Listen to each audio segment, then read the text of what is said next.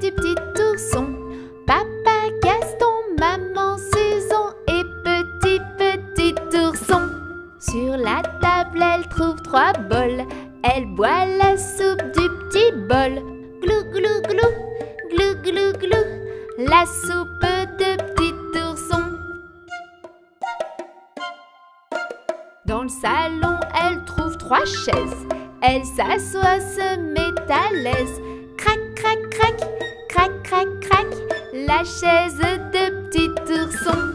Dans la chambre, elle trouve 3 lits. Elle s'endort sur le plus petit.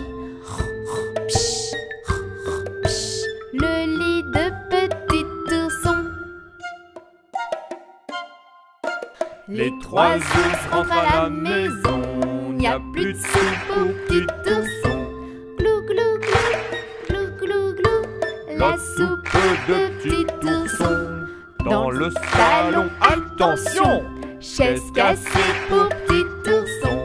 Crac, crac, crac, crac, crac, crac, La chaise de petit ourson. Dans la chambre, grosse surprise, boucle d'or et un petit lit. Boucle d'or, petite chipie.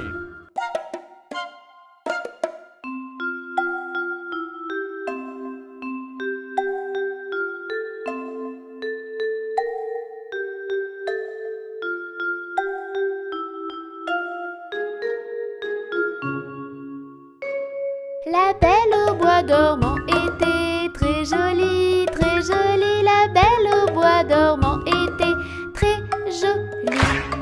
Jolie princesse, méfie-toi, méfie-toi, méfie-toi. Jolie princesse, méfie-toi de cette fée-là.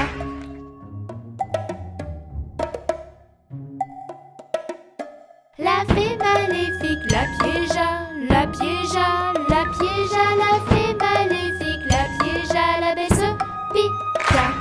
Elle se piqua et s'endormit, s'endormit, s'endormit. Elle se piqua et s'endormit dans son lit.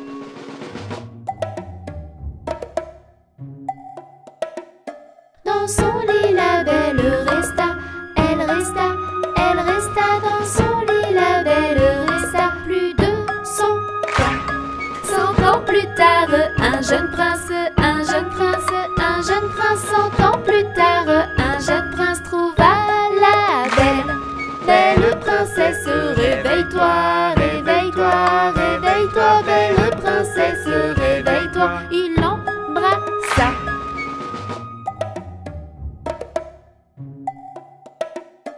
Il l'embrassa, elle s'éveilla, s'éveilla, s'éveilla. Il l'embrassa, elle s'éveilla. Il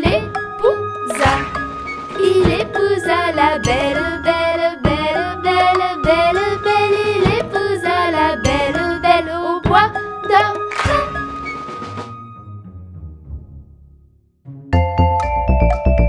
Tchou-tchou! Titani! Cendrillon. Il était une fois, dans un pays lointain, un gentilhomme qui, étant devenu veuf, se maria avec une femme égoïste et méchante. Elle avait 2 filles, aussi cruelles qu'elle. De son côté, le gentilhomme avait une fille douce et d'une bonté sans exemple. Sitôt mariée, la belle-mère fit éclater sa vraie nature. Elle chargea la jeune fille des tâches les plus ingrates. La pauvre enfant travaillait toute la journée sans répit. Elle n'arrêtait que le soir, quand tout le monde était endormi. Avant de rejoindre le grenier glacé où elle était logée, la pauvre enfant venait se réchauffer un moment au coin de la cheminée. À cause de cela, sa robe était toujours couverte de cendres, si bien que ses sœurs, pour se moquer d'elle, la nommèrent Cendrillon. Un jour, le fils du roi donna un bal et pria toutes les jeunes filles de bonne famille de s'y rendre. Les 2 vilaines sœurs furent transportées de joie. Le prince organise un bal. Oh, je dois être la plus belle. Cendrillon! Lave et repasse vite toutes mes robes de soirée et tous mes rubans. Mais dépêche-toi donc! Est-ce que moi aussi je pourrais venir avec vous au bal? Cendrillon au bal! On verrait bien si on te voyait avec ta robe pleine de cendres et ton balai. Allez, viens vite me coiffer. N'importe quelle autre fille les aurait coiffées de travers, mais pas Cendrillon. Elle était bonne. Elle aida ses sœurs du mieux qu'elle le put. Le soir du bal arriva. Les sœurs partirent au bal et Cendrillon resta toute seule, près de la cheminée. Elle était si triste. Elle pleurait. C'est alors qu'apparut une fée, la marraine de Cendrillon. Elle sentit aussitôt la peine de sa filleule. « Bonjour ma chérie, pourquoi pleures-tu autant? Tu voudrais aller au bal toi aussi? » « Oh oui, j'aimerais tellement, mais c'est impossible. » « Tu es une belle personne, Cendrillon. J'ai vu que tu t'étais bien occupée de tes sœurs. Allez, viens, suis-moi dans le jardin. Il faut qu'on trouve une bonne grosse citrouille. » « Une citrouille? Mais pourquoi faire, ma reine? » En un coup de baguette magique, la fée transforma la citrouille en un magnifique carrosse. Elle trouva aussi des petites souris et les transforma en chevaux. Puis elle demanda à Touni qui passait par là. « Veux-tu être le cocher de Cendrillon, petit Touni ?» Touni était tout content de remplir ce rôle. Puis la fée se tourna vers Cendrillon. En 2 secondes, la jeune fille se retrouva habillée d'une ravissante robe de bal et chaussée de magnifiques pantoufles de verre.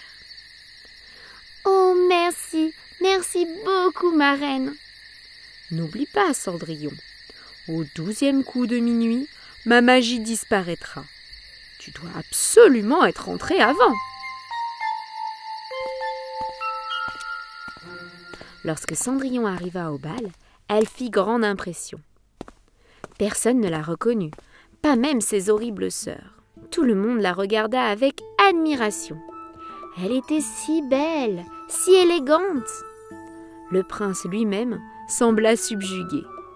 Il l'invita aussitôt à danser et ne la quitta plus de la soirée. Cendrillon était si heureuse qu'elle oublia complètement l'heure.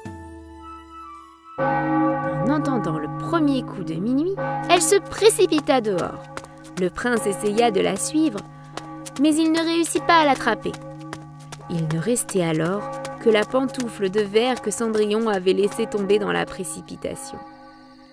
Cendrillon rentra chez elle, sans carrosse, sans laquais, avec ses vilains habits, mais heureuse comme jamais. Le lendemain, le prince fit un communiqué officiel. Il déclara qu'il souhaitait épouser la jeune fille qui arriverait à mettre la pantoufle de verre. Un messager du prince parcourut tout le pays à la recherche d'une jeune fille qui arriverait à enfiler ses chaussures. Mais le pied de Cendrillon était si petit que personne n'y arrivait. Il se présenta devant les 2 jeunes filles. Elles firent tout leur possible pour faire rentrer la chaussure dans leurs pieds. « Et moi? Puis-je essayer? » Le messager approcha alors la chaussure de Cendrillon. Elle lui allait parfaitement. Oh, c'est pas possible! L'étonnement des 2 sœurs fut grand, mais encore plus grand quand Cendrillon tira de sa poche l'autre pantoufle. On conduisit alors Cendrillon au prince, qui la reconnut aussitôt malgré ses vilains habits. Quelques jours plus tard, un grand mariage fut organisé. Cendrillon était très bonne et elle pardonna à ses sœurs. Elle les logea même au palais. Et c'est ainsi que Cendrillon vécut heureuse auprès de son prince charmant.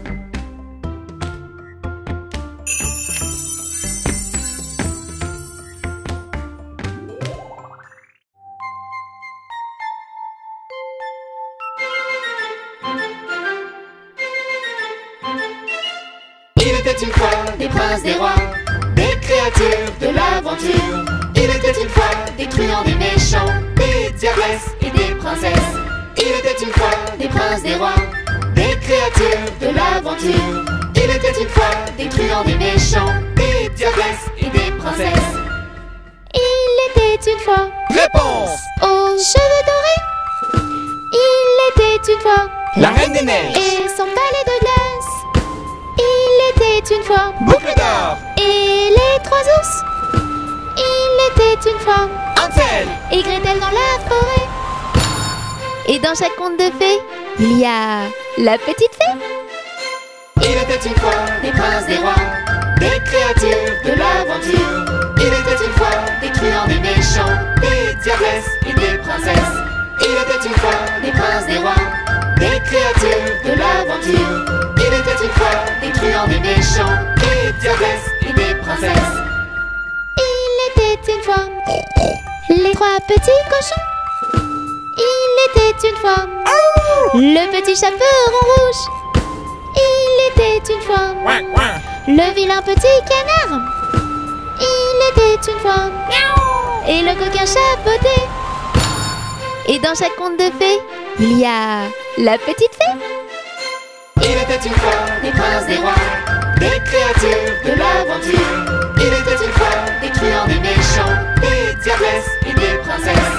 Il était une fois des princes, des rois, des créatures de l'aventure. Il était une fois des truands, des méchants, des diabresses et des princesses.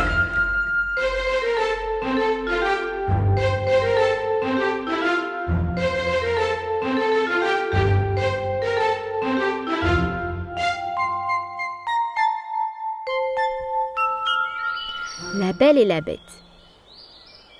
Il était une fois, dans un pays lointain, un riche marchand qui avait 3 filles. Les 2 aînées étaient capricieuses et égoïstes.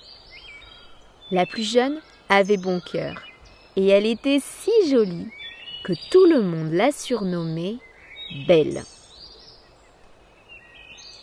Un matin, le marchand annonça qu'il s'en allait pour un long voyage. Que puis-je vous rapporter, mes filles, pour vous faire plaisir?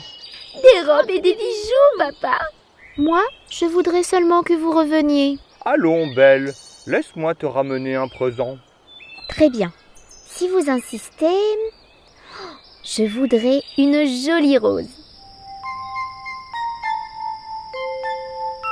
Sur le chemin du retour, le marchand se perdit dans la forêt. Frigorifié, il fut heureux de trouver un château qui semblait abandonné. Il entra. Il y a quelqu'un? Personne ne répondit. Sur la table, un somptueux dîner était servi. Le marchand, affamé, s'attabla, dîna, puis épuisé, décida d'aller se coucher. Le lendemain matin, en quittant le château, il remarqua des roses dans le jardin et décida d'en cueillir une pour sa fille. C'est alors qu'une horrible bête apparut devant lui. Comment oses-tu me voler, moi qui t'ai offert mon hospitalité? Est-ce ainsi que tu me remercies? Pitié, monseigneur, je suis désolé. Ce n'est qu'une petite rose pour l'une de mes filles. Fort bien. J'épargnerai donc ta vie à la condition que l'une de tes filles vienne vivre ici avec moi. Le cœur brisé, le père rentra chez lui et expliqua la situation à ses filles. Belle accepta aussitôt de se rendre au château. Quand elle y arriva, Belle découvrit qu'un délicieux repas avait été préparé à son intention. Alors qu'elle commençait à peine à manger, la bête apparut. Belle faillit s'évanouir de frayeur. Mais la bête lui souhaita seulement bonne nuit et s'en alla. Belle chercha alors dans le château un endroit où dormir. Elle arriva devant une porte couverte de roses. Elle entra et s'aperçut que la pièce avait été aménagée pour elle. Elle se dit alors : « Si la bête voulait me tuer, elle n'aurait pas fait tout ça. » Durant les mois qui suivirent, La Belle et la Bête apprirent à se connaître et à s'apprécier. La Bête n'était pas méchante. Un soir, la Bête demanda à Belle si elle voulait l'épouser. Belle refusa. La Bête, le cœur brisé, décida de lui rendre sa liberté. Vous pouvez rentrer chez vous. Vous n'êtes plus ma prisonnière. Tenez, voici une bague. Si vous voulez me revoir, il vous suffira de la mettre à votre doigt et elle vous conduira jusqu'à moi. Belle rentra chez elle, très heureuse de retrouver sa famille, mais le cœur lourd.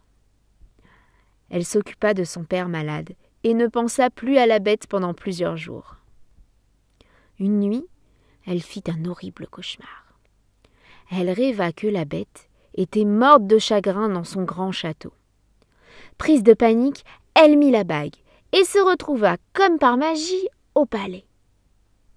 Elle chercha la Bête partout et finit par la trouver gisant sur le sol exactement comme dans son rêve. Je ne pensais plus jamais te revoir et je me suis laissé mourir. Mais non, tu dois vivre. Je t'aime et je veux t'épouser. À peine eut-elle prononcé ces mots qu'une chose extraordinaire arriva. Le château se métamorphosa et la Bête devint le plus beau des princes. Oh Belle, en acceptant de m'épouser, tu as brisé le sortilège qu'une méchante sorcière m'avait jadis lancé. Belle avait brisé le sort, car elle avait compris que la véritable beauté vient du cœur. Un grand mariage fut célébré au château avec tous les amis et la famille de Belle. Ils vécurent heureux et eurent beaucoup d'enfants.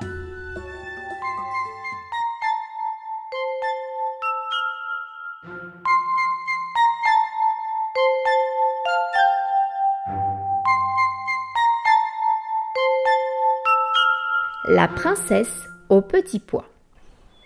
Il était une fois un prince qui voulait épouser une vraie princesse. Il parcourut la terre entière à sa recherche, mais aucune ne trouva grâce à ses yeux. Toujours une chose ou l'autre qui ne lui semblait pas parfaite. Il rentra chez lui tout triste.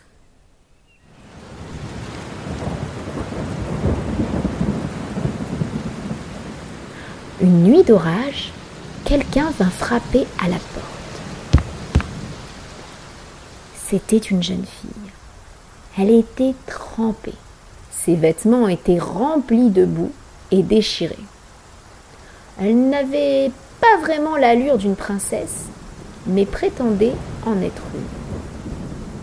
Elle demanda l'hospitalité pour la nuit. Le prince était sceptique, mais l'invita néanmoins à manger. Pendant le repas, il la questionna et très vite tomba sous le charme de la jeune fille. Elle était si douce, si gentille, si belle et pleine d'humour. Mais comment être sûr qu'il s'agissait bien d'une vraie princesse ? Il était hors de question que le prince épouse une menteuse. C'est alors qu'il eut une idée. Il fit installer dans sa chambre un lit, avec une vingtaine de matelas et une vingtaine d'édredons en plumes d'éder, sous lesquels il avait auparavant placé un petit pois. Voici votre chambre, princesse. Je l'ai installée du mieux que j'ai pu. J'espère que vous passerez une bonne nuit.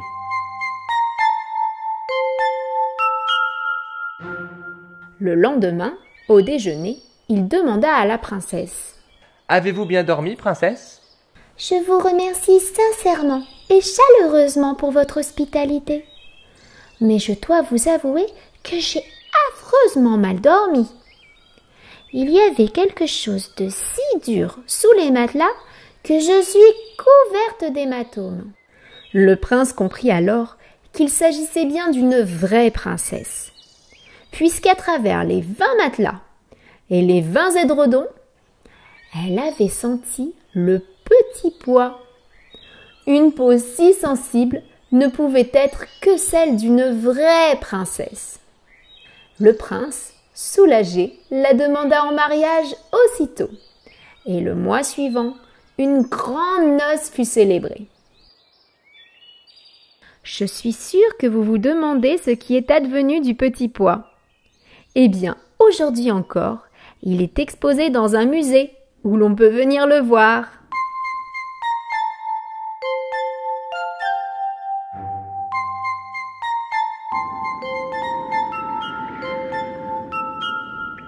La Reine des Neiges.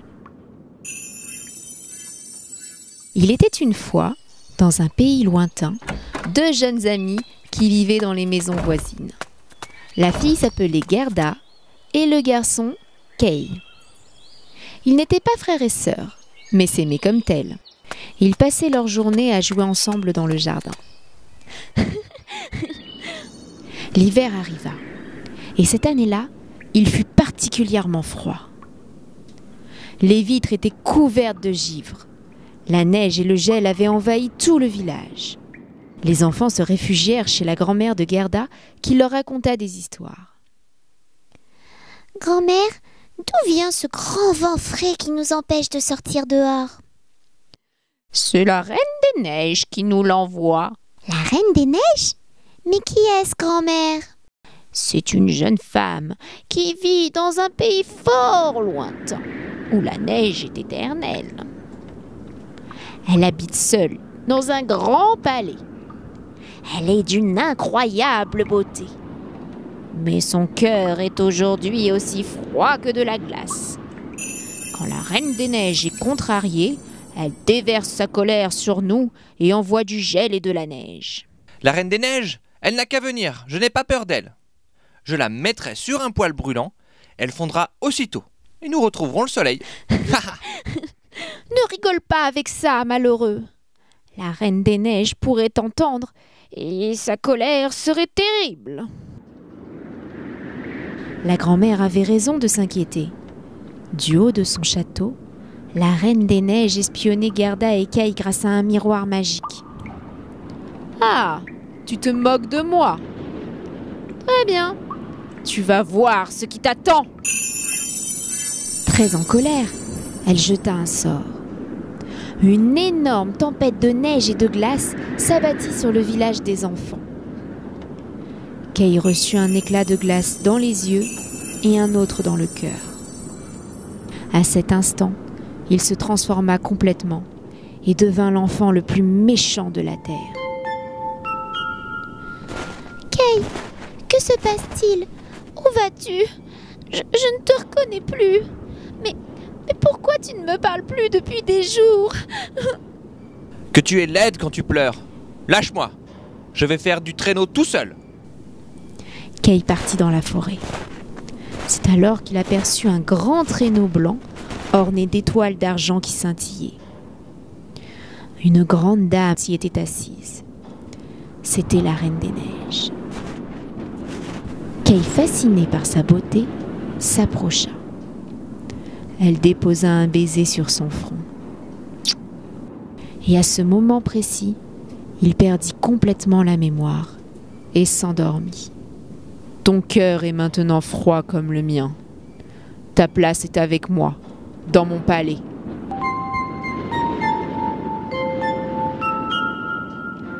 Gerda attendit le retour de son ami, mais il avait disparu, et personne ne semblait savoir où il se trouvait. Elle partit à sa recherche. Elle se dirigea vers le fleuve, monta dans une barque et se laissa emporter par le courant. Elle arriva dans une jolie maisonnette où une dame un peu sorcière l'accueillit.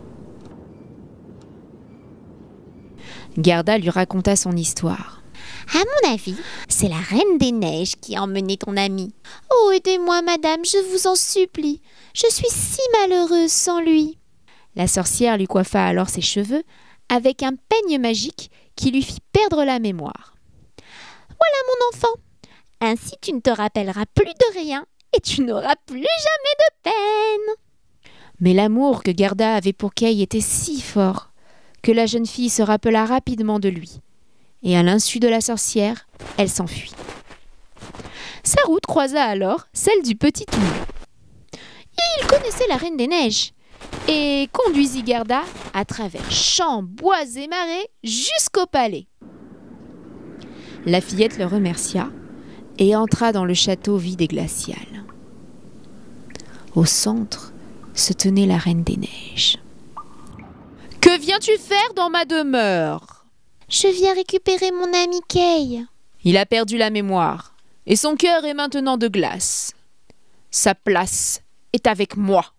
Mais si j'arrive à dégeler son cœur, me laisserez-vous partir avec lui? C'est totalement impossible. La jeune fille se jeta alors sur le garçon. Kay, c'est moi, c'est Gerda, tu te rappelles? Je t'en prie, réponds-moi. Des larmes de joie coulèrent sur le cœur du jeune homme. Des larmes chaudes, passionnées et remplies d'amour qui réchauffèrent son cœur. Un miracle se produisit et le jeune homme revint à lui. « Oh Gerda, comme je t'aime! Je suis tellement désolé pour tout ce qui s'est passé. Comment ai-je pu t'oublier aussi longtemps ?» Ému par les jeunes gens, le cœur de la Reine des Neiges sembla se réchauffer. « Je ne peux pas lutter face à un si grand amour. J'avais une famille avant, comme vous. On s'aimait très fort. Je crois qu'il est temps pour moi d'arrêter de m'isoler dans ce château et d'aller les retrouver. Bon voyage les enfants, ma magie vous aidera à rentrer. » Ils partirent alors le cœur léger.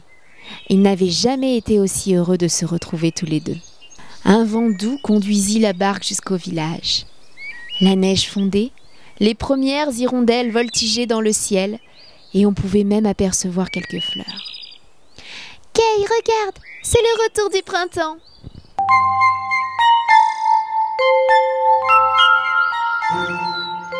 Hansel et Gretel. À la lisière d'une grande forêt vivaient un bûcheron, sa femme et leurs 2 enfants. Le garçon s'appelait Hansel et la fille Gretel. La famille était très pauvre et n'avait plus rien à manger. Le malheur arriva. La mère tomba gravement malade. « Conduisons les enfants dans la forêt. Nous leur allumerons un feu et nous leur donnerons à chacun un morceau de pain. Puis nous partirons et nous les abandonnerons. » « Abandonner nos enfants? Jamais! Tu te rends pas compte de ce que tu dis? Mais je n'en peux plus. Tu préfères que nous mourions tous de faim? Le lendemain, le bûcheron et ses enfants partirent faire une promenade en forêt. Hansel, qui avait entendu ses parents parler la veille, sema des morceaux de pain le long du chemin pour retrouver sa maison. Au milieu de la forêt, le bûcheron alluma un grand feu. Puis il attendit que ses enfants s'endorment et le cœur brisé, il partit. Au réveil, les enfants constatèrent qu'ils étaient seuls. Ne pleure pas, Gretel. J'ai déposé des petits morceaux de pain le long du chemin. Nous allons retrouver la maison, je te le promets. Oh non, regarde Hansel, regarde. Les oiseaux ont mangé ton pain. Mais comment allons-nous faire? Il faut continuer à marcher. Nous finirons bien par trouver un abri pour la nuit. Ils continuèrent, s'avançant toujours un peu plus dans la forêt. C'est alors qu'ils aperçurent une charmante maisonnette. Regarde Gretel, une maison en pain d'épices, en crème glacée et couverte de friandises. Que ça a l'air bon! Les enfants affamés se précipitèrent sur les sucettes. C'est alors qu'une vieille dame au nez crochu apparut. « Entrez les enfants, entrez! J'ai plein de bonbons à l'intérieur !» Mais la gentillesse de la vieille dame n'était qu'apparente. En réalité, c'était une méchante sorcière qui avait construit la maison en pain d'épices pour attirer les enfants. Une fois à l'intérieur, elle enferma Hansel dans une cage et lui donna des bonbons. « Tiens, mange, je te les avais promis. Il faut que tu sois bien dodu pour que je puisse te manger. » Oh non! Gretel, horrifiée par les propos de la vieille sorcière, attendit patiemment qu'elle passe devant le four et la poussa. Ensuite, elle courut à la cage pour délivrer son frère. « Viens vite, Hansel, la vieille sorcière garde un trésor dans sa chambre.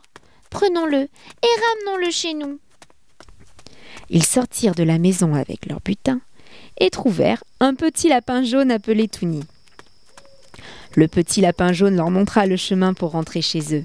« Merci, Touni. »« Papa, maman !»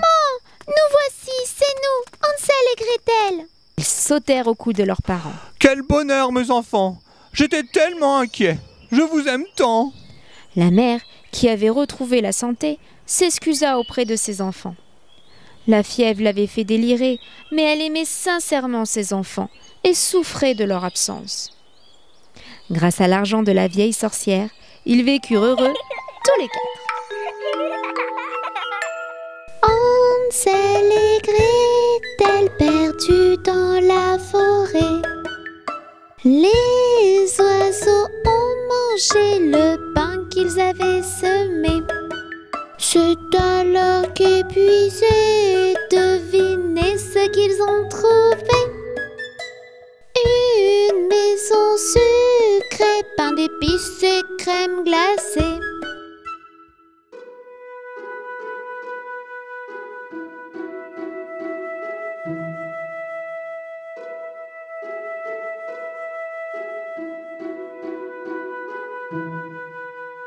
Une vieille mémé sort de la maison sucrée.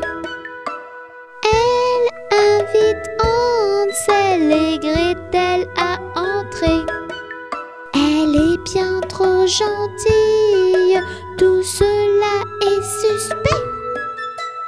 Dans le four, elle aimerait mettre les enfants à griller.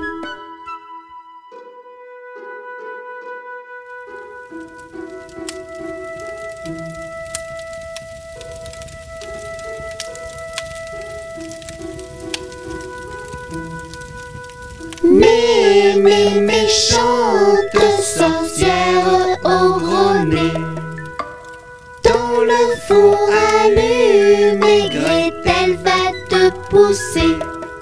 Dès ton trésor trouvé, les enfants pourront rentrer. Ainsi l'histoire d'Hansel et Gretel va se terminer.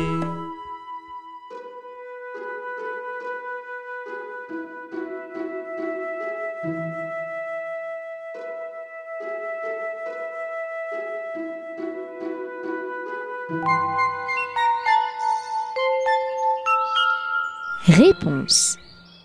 Il était une fois, dans un pays lointain, un jeune couple qui désirait plus que tout avoir une petite fille. Le temps passa et finalement la jeune femme tomba enceinte. Affaiblie par sa grossesse, elle contemplait par les fenêtres les belles réponses de sa voisine.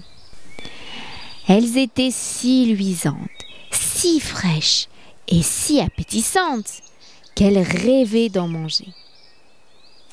Son mari, voulant la rendre heureuse, s'introduisit dans le jardin. Il ne savait pas que la maison voisine appartenait à une sorcière.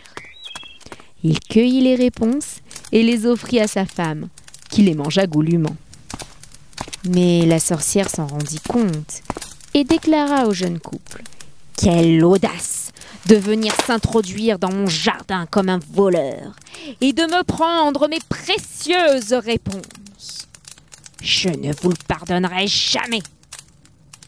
Quand votre précieux bébé sera né, à mon tour, je viendrai chez vous et je vous l'enlèverai. » À la naissance de la petite fille, la sorcière mit son plan à exécution et prit le bébé qu'elle nomma Réponse. Elle l'éleva comme sa fille et prit grand soin d'elle. Les années passèrent et à 16 ans, Réponse devint très belle.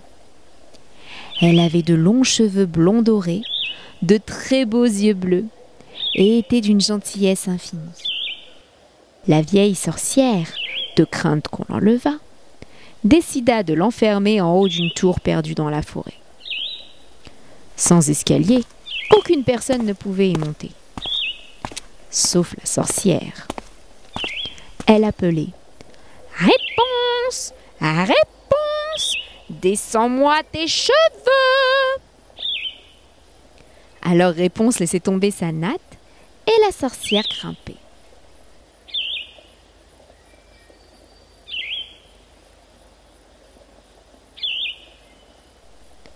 Un jour, la jeune fille crut entendre la voix de la sorcière. Elle descendit ses cheveux, comme à son habitude, mais ce fut un prince qui monta. Elle prit peur. Qui êtes-vous? Ne vous approchez pas! Ne vous approchez pas! Le prince la rassura en lui parlant gentiment, et ils tombèrent amoureux. Le jeune homme passa la voir tous les jours, sans que la sorcière ne s'en aperçoive.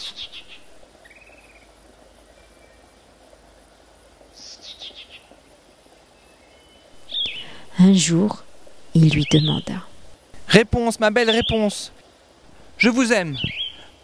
Voulez-vous m'épouser et descendre de cette tour avec moi ?»« Oh oui, je le veux. » Elle en parla aussitôt à la sorcière, croyant que celle-ci serait heureuse pour elle. Mais ce fut tout l'inverse. Elle devint folle de rage. « Mais comment as-tu osé me trahir? Moi qui t'ai élevée comme ma fille, tu vas me le payer !» Elle coupa les cheveux de Réponse et l'envoya seule dans un désert lointain. Elle tendit ensuite un piège au prince. Après avoir récupéré les cheveux de Réponse, elle le laissa monter en haut de la tour, puis le poussa par la fenêtre. Le prince perdit l'équilibre et tomba sur des épines qui lui crevèrent les yeux. « Jamais, tu m'entends? Jamais tu ne reverras ta bien-aimée !» Le prince, déchiré de douleur, erra dans la forêt, aveugle, à la recherche de Réponse. Par un heureux hasard, son chemin croisa celui de Touni, le petit lapin jaune, qui l'emmena dans le désert où Réponse vivait misérablement. Un miracle se produisit alors. Le jeune homme reconnut la voix de Réponse qui chantait au loin. Il s'avança vers elle. La jeune fille s'agrippa à son cou en pleurant. Ses larmes de joie touchèrent alors les yeux du prince et il retrouva complètement la vue. Il ramena sa bien-aimée dans son royaume et un grand mariage fut organisé. Réponse retrouva finalement ses parents et donna à son tour naissance à des petits jumeaux aussi blonds qu'elle. Maintenant, je vais vous raconter l'histoire des 3 petits cochons.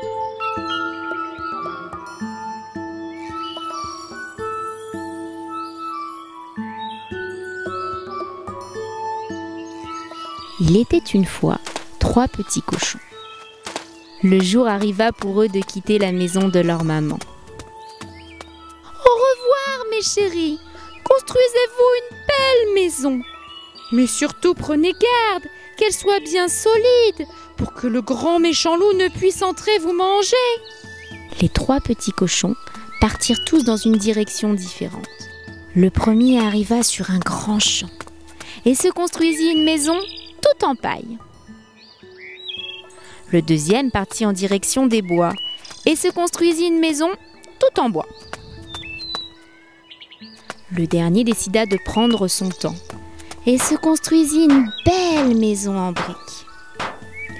Une fois leur ouvrage terminé, les 2 premiers petits cochons rendirent visite à leur grand frère et se moquèrent de lui. Tu n'as toujours pas fini ta maison? La mienne est terminée depuis un moment déjà. Maintenant, je vais pouvoir m'amuser. Moi aussi. Tu devrais lâcher tes briques et venir jouer avec nous. Rira bien qui rira le dernier. Le travail est toujours récompensé. Ce dernier n'avait pas tort. Devinez qui observait les 3 petits cochons en se léchant les babines. Le loup. Il arriva chez le premier petit cochon, souffla sur sa maison en paille. Elle s'envola aussitôt. Il arriva chez le deuxième petit cochon, souffla un grand coup. La maison de bois s'envola également. Les deux petits cochons s'enfuirent et se réfugièrent chez leur grand frère. Le loup s'approcha de la maison en briques, souffla, souffla, encore, et encore.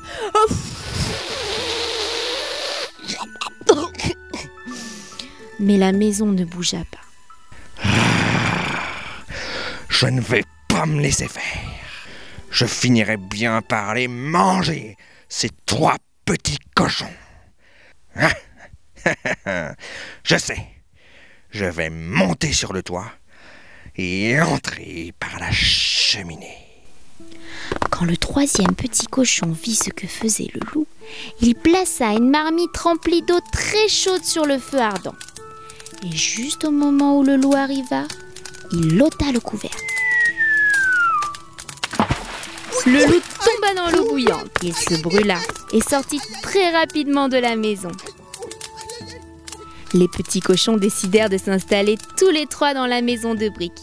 Et ils ne revirent jamais le loup.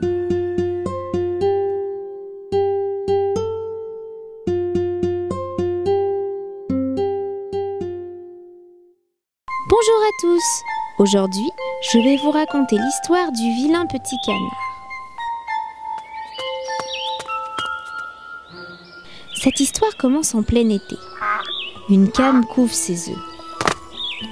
Elle trouve le temps long.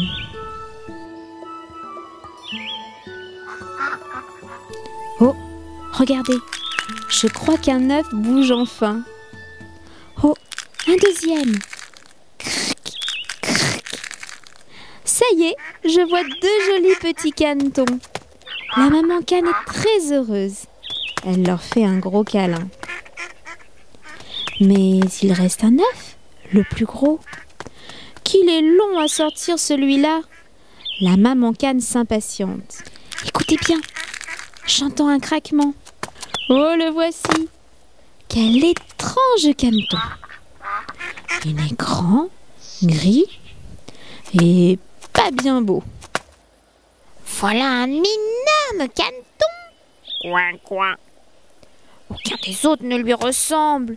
Il est si gros. Qu'importe, c'est mon petit à moi. Et puis, il est beau quand même quand on le regarde bien. Coin, coin. Et ils partent tous ensemble pour leur première promenade.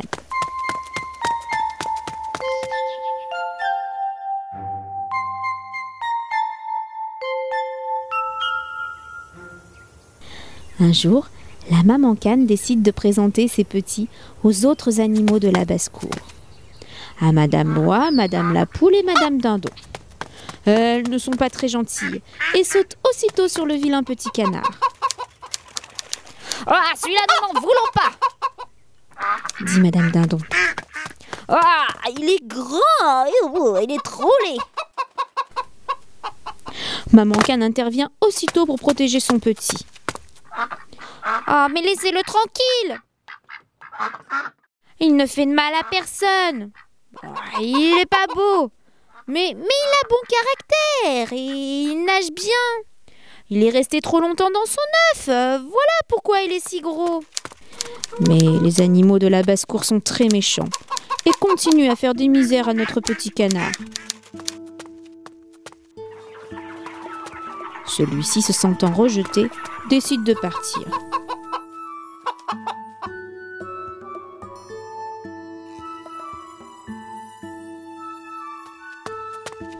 Il est maintenant tout seul. Il aimerait trouver une nouvelle famille, mais malheureusement, personne ne s'intéresse à lui à cause de sa laideur. Le temps passe et l'hiver arrive.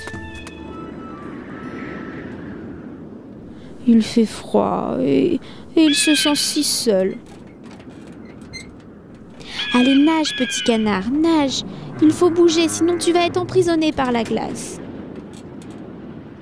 Oh non, trop tard.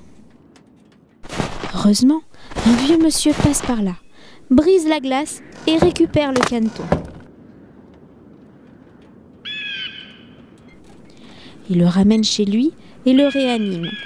Mais notre petit canard prend peur et sort vite de la maison. Il décide alors de se cacher derrière un buisson tout l'hiver et d'attendre un peu d'air chaud pour trouver une nouvelle famille. Derrière son buisson, il grandit.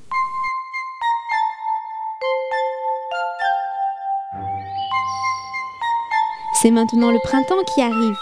Debout, petit canard. Il fait chaud et il fait beau. Allez, lève-toi. Il y a des fleurs de partout et ça sent si bon. Il arrive à côté d'un étang et décide de se baigner. Mais voilà 2 superbes cygnes blancs qui arrivent. Ils sont si élégants qu'ils semblent flotter sur l'eau. Comme ils sont beaux. Le petit canard les admire et dit alors: Je vais voler vers vous. Et vous me taperez certainement d'avoir l'audace de vous approcher. Moi, le vilain petit canard. Il plonge dans l'eau. Mais à son grand étonnement, les cygnes ne l'attaquent pas et semblent l'accepter. Il penche la tête et regarde alors son reflet. Il a bien grandi et ne ressemble plus à un vilain petit canard gris et lourdeau. Il est devenu un très beau cygne. Comme il est heureux. La maman cygne s'approche de lui et commence à lui faire des câlins. Ça y est, il a trouvé une famille.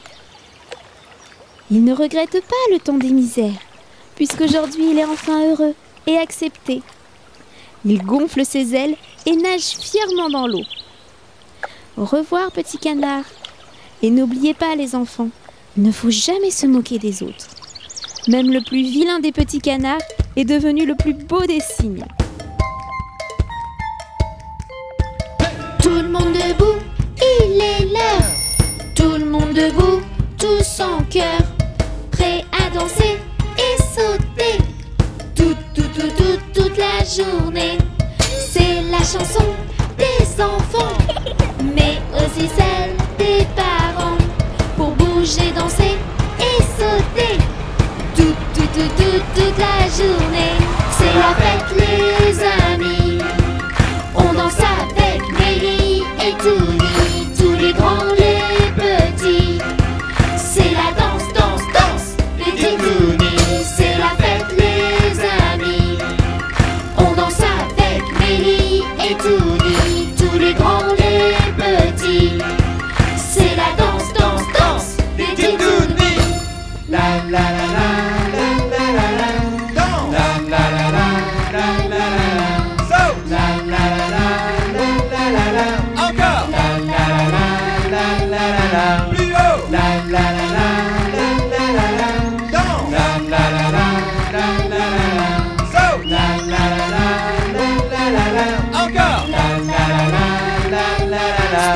On met les mains En avant, on met les mains, en arrière, on met les mains, Où ça? à droite, on met les mains, Où ça? À gauche.